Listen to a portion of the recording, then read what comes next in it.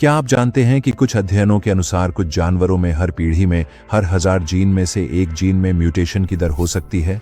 वास्तव में म्यूटेशन कुछ ही पीढ़ियों में बहुत तेज विकासात्मक बदलाव ला सकते हैं। यह कैसे संभव है, आइए जानते हैं। विकासवाद के संदर्भ में म्यूटेशन किसी जीव के डीएनए अनुक्रम में बदलाव होता है। ये बदलाव स्वाभाविक रूप से हो सकते हैं और इनके कई कारण हो सकते हैं, जैसे पर्यावरणीय प्रभाव या डीएनए प्रतिकृति के दौरान हुई त्रुटियां। म्यूटेशन विकास के लिए बहुत महत्वपूर्ण है क्योंकि ये नए आनुवंशिक विविधताओं को जन्म देते हैं। ये विविधताएं नए गुणों का कारण बन सकती हैं, जो जीवों को अपने पर्यावरण के अनुसार ढलने में मदद करती हैं और प्राकृतिक चयन की प्रक्रिया को आगे बढ़ाती हैं। एक आम गलतफहमी यह है कि विकास को आकार लेने में कई पीढ़ियां लगती हैं। हालांकि म्यूटेशन बहुत कम समय में भी महत्वपूर्ण बदलाव ला सकते हैं। विकास की यह तेज गति हमारी पारंपरिक सोच को चुनौती देती है और पर्यावरणीय बदलावों का सामना कर रही प्रजातियों की लचीलापन को उजागर करती है। आइए कुछ रोचक उदाहरणों के बारे में जानें जहां म्यूटेशन ने विकास में महत्वपूर्ण बदलाव लाए हैं। सबसे पहले हम काली सफेद पतंगे के क्लासिक उदाहरण में गहराई से जानेंगे। इंग्लैंड में औद्योगिक क्रांति के दौरान काली सफेद पतंगे में तेज बदलाव आए। ये एक म्यूटेशन के कारण हुआ जिसने उनके रंग को हल्के से गहरे में बदल दिया। इससे वे कालिख से ढके पेड़ों पर छुप सकीं, जिससे शिकारियों के लिए उन्हें देख पाना मुश्किल हो गया। सिर्फ कुछ ही पीढ़ियों में गहरे रंग की पतंगों की संख्या में जबरदस्त वृद्धि हुई। यह दिखाता है कि म्यूटेशन कितनी जल्दी और गहराई से जीवित रहने की संभावना को प्रभावित कर सकते हैं। यह उदाहरण प्राकृतिक चयन की प्रक्रिया का एक उत्कृष्ट चित्रण है। अब आइए बैक्टीरिया में एंटीबायोटिक प्रतिरोध के बारे में बात करें। आज सार्वजनिक स्वास्थ्य के लिए सबसे बड़ी चुनौतियों में से एक है बैक्टीरिया का तेजी से विकसित होना। जब बैक्टीरिया को एंटीबायोटिक दवाओं के संपर्क में लाया जाता है तो यादृच्छिक म्यूटेशन उन्हें इन दवाओं के प्रति प्रतिरोधी बना सकते हैं। उदाहरण के लिए स्टेफिलोकोकस ऑनरियस नामक बैक्टीरिया बहुत तेजी से म्यूटेट करता है, जिससे एंटीबायोटिक प्रतिरोध और MRSA मेथिसिलिन प्रतिरोधी स्टेफिलोकोकस ऑनरियस जैसी नस्लों का उभरना होता है।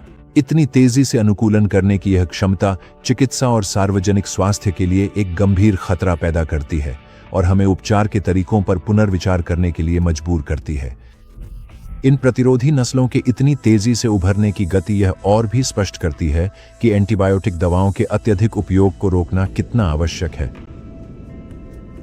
स्वतःस्फूर्त म्यूटेशन ने अफ्रीकी सिक्लिड मछलियों के विकास में भी महत्वपूर्ण भूमिका निभाई है।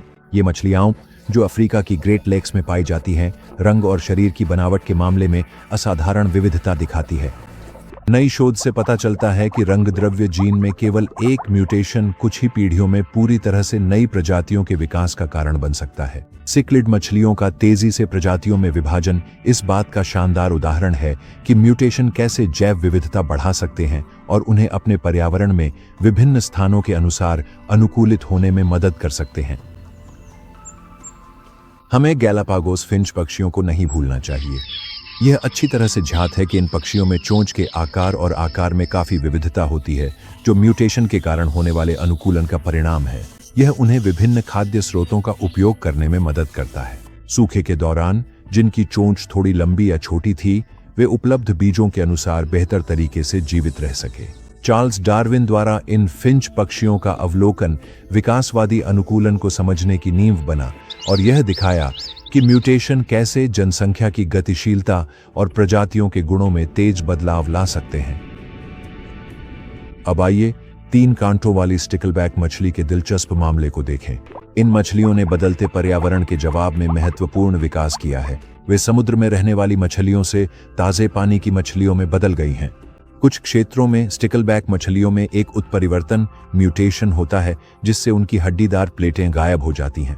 यह अनुकूलन ताजे पानी की झीलों में लाभकारी साबित हुआ है, जहां वे कम शिकार के खतरे के कारण अच्छी तरह फल फूल रही हैं।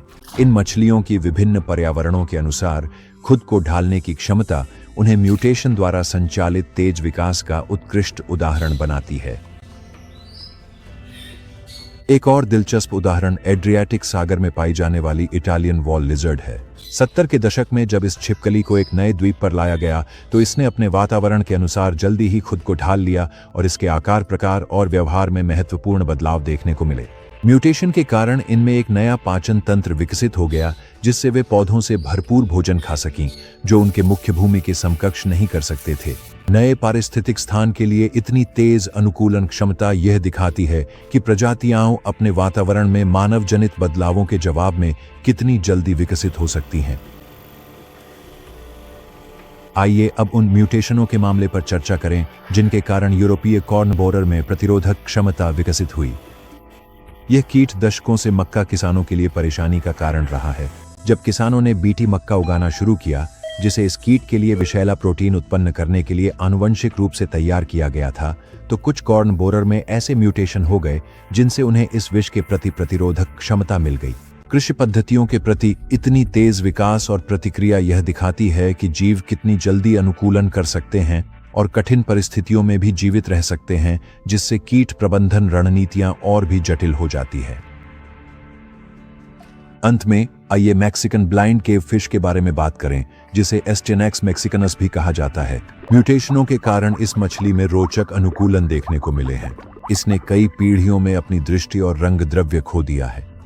पूरी तरह अंधेरे में आंखों के विकास को प्रभावित करने वाले म्यूटेशन लाभकारी साबित हुए, जिससे एक ऐसी प्रजाति का जन्म हुआ जो अंधेरी गुफाओं में रहने के लिए पूरी तरह अनुकूलित है।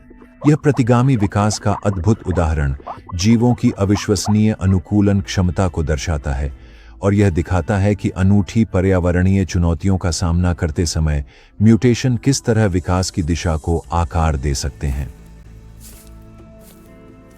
लेकिन शायद सबसे चौंकाने वाला मामला रॉक पॉकेट माउस का है। दक्षिण पश्चिमी संयुक्त राज्य अमेरिका के रेगिस्तानों में पाए जाने वाले इस चूहे को हल्के और गहरे रंग के म्यूटेशन का प्रमुख उदाहरण माना जाता है। शोध से पता चलता है कि एक ही जीन, जिसे अगूटी कहा जाता है, में म्यूटेशन के कारण चूहों में अलग अलग फर के रंग विकसित हुए। सिर्फ कुछ ही पीढ़ियों में ये चूहे अपने परिवेश के अनुसार ढल गए, जिससे उनके फर के रंग पैटर्न उनके रेतीले या गहरे ज्वालामुखी मिट्टी वाले वातावरण से मेल खाने लगे। इन चूहों का अपने पर्यावरण के अनुसार इतनी तेजी से अनुकूलित होना न केवल विकासवादी परिवर्तन को दर्शाता है, बल्कि जलवायु परिवर्तन के कारण तेजी से बदलते आवासों का सामना कर रही प्रजातियों के भविष्य को लेकर भी सवाल उठाता है। प्रजातियों के अस्तित्व के लिए इसके प्रभाव अत्यंत महत्वपूर्ण हैं। इन उत्परिवर्तनों को समझना बदलते पारिस्थितिक तंत्रों में संवेदनशील आबादी की रक्षा के लिए बेहद जरूरी हो सकता है। आज हमने जाना कि उत्परिवर्तन किस तरह विकास में एक प्रेरक शक्ति के रूप में कार्य करते हैं और यह पारंपरिक विश्वास को चुनौती देते हैं कि यह प्रक्रिया बहुत धीमी और क्रमिक होती है। काली सफेद पतंगा, एंटीबायोटिक प्रतिरोधी बैक्टीरिया, Galapagos finch, rock pocket mouse, cichlid मछली, sticklebacks, Italian wall lizard, corn borer और मैक्सिकन ब्लाइंड केव फिश के उदाहरण दिखाते हैं कि उत्परिवर्तन किस तरह आबादी में तेज बदलाव ला सकते हैं। ये उदाहरण पृथ्वी पर जीवन की अद्भुत अनुकूलन क्षमता और जैव विविधता को आकार देने में उत्परिवर्तनों की महत्वपूर्ण भूमिका को दर्शाते हैं। मैं आपकी राय जानना चाहूंगा। आप विकास में उत्परिवर्तनों की भूमिका के बारे में क्या सोचते हैं? क्या आपने कोई रोचक उदाहरण देखे हैं? अपने विचार नीचे कमेंट में साझा करें और जानवरों की दुनिया की और भी दिलचस्प कहानियों के लिए मेरी सबसे तेजी से विकसित होने वाली प्रजातियों पर वीडियो देखना न भूलें। देखने के लिए धन्यवाद और याद रखें, विकास एक निरंतर यात्रा है जो हमारी आंखों के सामने घटित हो रही है।